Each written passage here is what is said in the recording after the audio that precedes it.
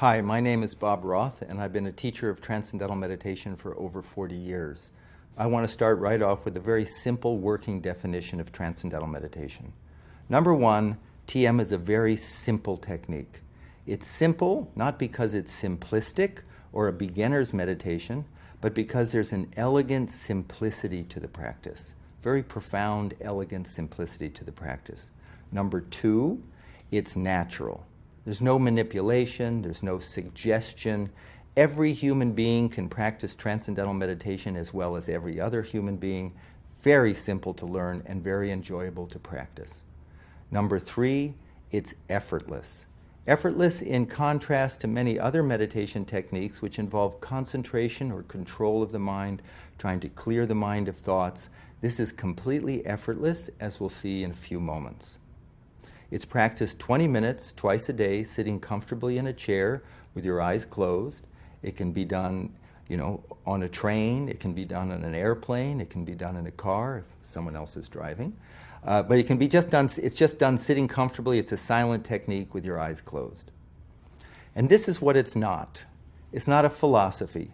I have no philosophy for you. When you learn Transcendental Meditation, no one's going to give you a TM philosophy of life. There's no philosophy whatsoever.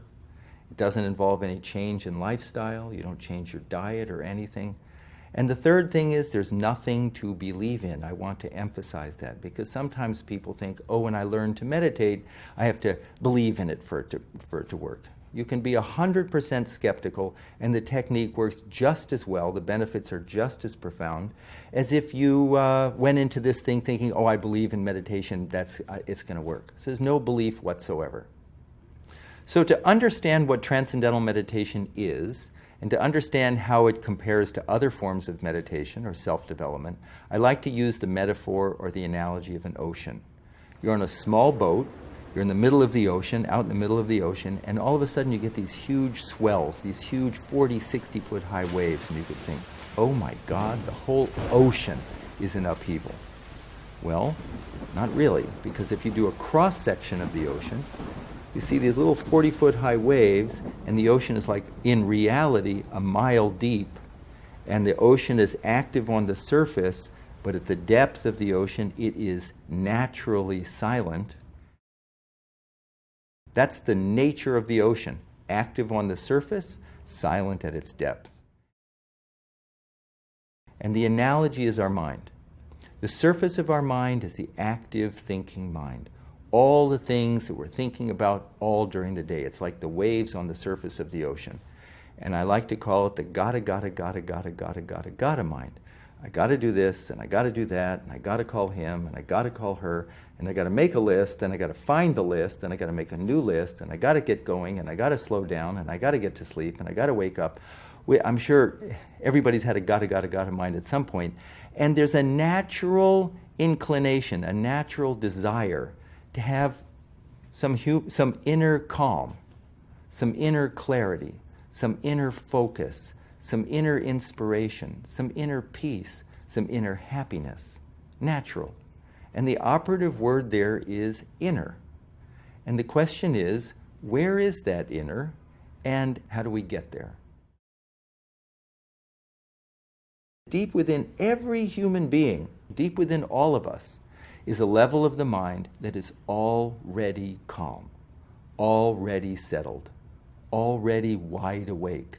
The ancient meditation texts use very big words. They say it's a source of our unbounded creativity, unbounded intelligence, happiness, focus, clarity. It's there. It was there. If it's there, it was there yesterday. It's there right now. It'll be there tomorrow. We've just lost access to it. We're stuck up here. We're stuck up on the surface gotta level. And Transcendental Meditation is a simple, natural, effortless technique that allows the active thinking mind to just settle down and experience quieter levels of thought and then experience what has been called the source of thought, or the unified field of consciousness, or transcendent level of the mind, pure consciousness. Now here's a question. How do we know during Transcendental Meditation that that's actually happening? How do we know something substantive is taking place? That we're not just imagining this, And we know from science. And why do we know from science? Because we know from science mind and body are not just interconnected. In many regards, mind and body are basically one. And if it's true that during transcendental meditation, your mind is just effortlessly, comfortably settling down, experience quieter and quieter levels of the mind, and then experiencing that source of thought, it must show up in a very profound and dramatic way during the meditation, and it must show up in the body. Basically, what the research shows is that during transcendental meditation, your body gains a state of rest and relaxation. And what that deep rest does, it allows the buildup of stress, fatigue, tension, anxiety to be dissolved. When we get a state of deep rest, there's a hormone, probably some of you have heard of, called cortisol. Cortisol is secreted by the adrenal glands, which sit on the kidneys, when we're anxious. So when we're anxious, the body secretes cortisol, and then we secrete cortisol, we feel more anxious. It becomes this vicious cycle. Then we feel more anxious, more cortisol, more anxious, more cortisol. We get a good night's sleep, cortisol levels drop a bit. That's why we wake up feeling fresher in the morning. Research shows that 20 minutes of transcendental meditation, cortisol levels drop 30%. It's a significant reduction in this anxiety hormone. Serotonin levels, a neurotransmitter, which is so-called the happiness neurotransmitter. There's an increase in serotonin. There's an increase in another hormone called prolactin, which is present when there's a feeling of well-being. Other research shows the results of this, the benefits of this, is a significant reduction in high blood pressure, in cholesterol, reduction in risk of heart attack, stroke, atherosclerosis, a reduction in all sorts of range of disorders like bipolar disorder, trait anxiety. In the last 40 years, there have been over 340 scientific studies published in independent peer-reviewed journals, including the American Medical Association's Journal, Archives of Internal Medicine, the American Heart Association's Journal, Stroke and Hypertension. Wide range of some of the most respected journals in the world have published research on transcendental meditation. The National Institutes of Health have provided $26 million to study the effects of transcendental meditation on stress and heart health. The Department of Defense just provided a $2.4 million grant to study the effects of transcendental meditation on post-traumatic stress on soldiers who have come back from war-torn areas. I think one of the really interesting areas of research is the effects of transcendental meditation on the brain. This is interesting because every experience we have impacts the brain in some way. And so research on transcendental meditation shows very clearly the effect that it has on different parts of the brain, including the amygdala, which is at the center of the brain, and that's your fear center, the frontal lobes, which is the executive functioning, and on both hemispheres of the brain, which is the so-called analytical and intuitive aspects of the brain. And what they find is, what the research shows, is that during transcendental meditation, there's a strengthening of the connections between the frontal lobe and the back of the brain. This is important because the frontal lobes govern decision-making, planning, judgment, problem-solving, sense of self, ethical reasoning. Everything good about the brain depends upon the connections between the front of the brain and the back of the brain, between all aspects of the brain. And stress rips apart, you could say, as if takes the frontal lobes offline. That's why, does a stressed person have good judgment? Does a stressed person solve problems, plan well? No, because the frontal lobe goes offline. During transcendental meditation, those connections are strengthened. During transcendental meditation, the connections between the left and right hemispheres of the brain are strengthened. All parts of the brain connect together during TM. And because of something called neuroplasticity, those connections that we have in meditation last in daily life. And that's why people report that they think more clearly, that they make better decisions, they solve problems better. Why students find that their grades go up and their test scores go up. It's not magic, it's now the brain is optimized. The whole brain is functioning in a coherent, integrated way. In fact, there's a spreading of coherent alpha brain waves from the back of the brain to the front of the brain. And alpha brain waves are indicative of a state of restful alertness. And that's what transcendental meditation produces, a state of restful alertness. Now the big question is, how do you get there? How do you go from the active thinking, gotta level of the mind to these quieter and quieter and quieter levels to that source of thought? And how do you get there effortlessly? It's there right now. We don't have to muscle it. We don't have to believe in it. We don't have to clear our mind of thoughts. That's trying to stop the waves on the surface. We're accessing a level of our mind that's already calm. It's a wonderful experience. It's a blissful experience. It's a satisfying experience. And how do we get there? The key thing I just said is it's a satisfying experience. You're at a dinner party and you're stuck in a corner somewhere and you're in a really boring conversation, and just a few feet away you can overhear a really interesting conversation. Where's your attention go? You're trying to pay attention, but you keep being drawn to that more fascinating conversation. The natural tendency of the human mind to be drawn towards some field, something more satisfying. Absolutely spontaneously more satisfying. Inside is a field of great satisfaction. Source of thought, great, very charming field. In transcendental meditation, we learn how to give the attention of the mind an inward direction. Instead of outward through our senses toward that nice music, that interesting conversation, that, is it hard to watch a great movie? No, your attention is drawn to it.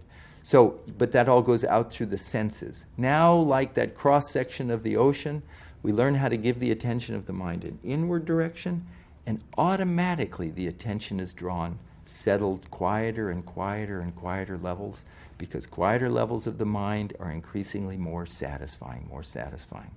It's like you teach a child how to dive. You say, honey, just stand like this, stand here, now get those initial conditions, bend over like that. The rest is automatic. Gravity, nature takes over. In the same way with transcendental meditation, we learn how to give the attention of the mind an inward direction, and automatically the attention is drawn inward. And as the mind settles down, we notice our body gaining a profound state of rest and relaxation. That rest and relaxation releases stress, dissolves stress, rejuvenates the body, and then we're ready to go for the next 6, 8, 10 hours of our day. So for the attention of the mind to settle down effortlessly in transcendental meditation, we use a mantra. A mantra is a word or a sound that's used silently. That's number one, that has no meaning. If it had a meaning, then we're stuck on the surface. What does that mean? What does that mean? The intellect kicks in. It's also a word or a sound, used silently, that is positive. It's known to be positive, life-supporting. It's a good sound for the mind to settle down. It's a sound, a mantra has been used for thousands and thousands of years for just this purpose. Transcendental meditation is always taught one-to-one by a trained, certified teacher of TM. I need to emphasize that. This isn't transcendental meditation is not a mass meditation. It's not something you learn out of a book, not something you get from a tape. The technique is taught over 4 consecutive days of about an hour to an hour and a half a day over 4 consecutive days. And the first day, always one-to-one with a trained teacher of transcendental meditation, certified teacher. And at that time, what you learn from your teacher is you're given a sound, the proper mantra, proper vehicle for you to settle down, and you're taught how to use it properly. Both things are absolutely essential. This meditation dates back thousands and thousands and thousands and thousands of years. It predates all the isms. It's not a religion. It's not a philosophy. It's a universal human being practice. And from that tradition of transcendental meditation, called the Vedic tradition of teachers, it has been passed on from teacher to student, teacher to student, teacher to student, always in an oral tradition over thousands of years. And the most recent great meditation teacher was Maharishi Mahesh Yogi. And Maharishi proceeded to teach and oversee the teaching of thousands and thousands of teachers of transcendental meditation who know how to select the proper mantra, the proper sound for an individual, and how to teach them to use it properly. Without both, you basically are stuck. With both, then we know how to effortlessly settle down and experience quieter levels of thought, completely rejuvenate mind and body for a much healthier, more satisfying life. How does this differ from other forms of meditation? And for this, we look back to scientific research. Because as I said, research shows that every experience changes the brain. And basically we know from science that there are 3 different major types of meditation.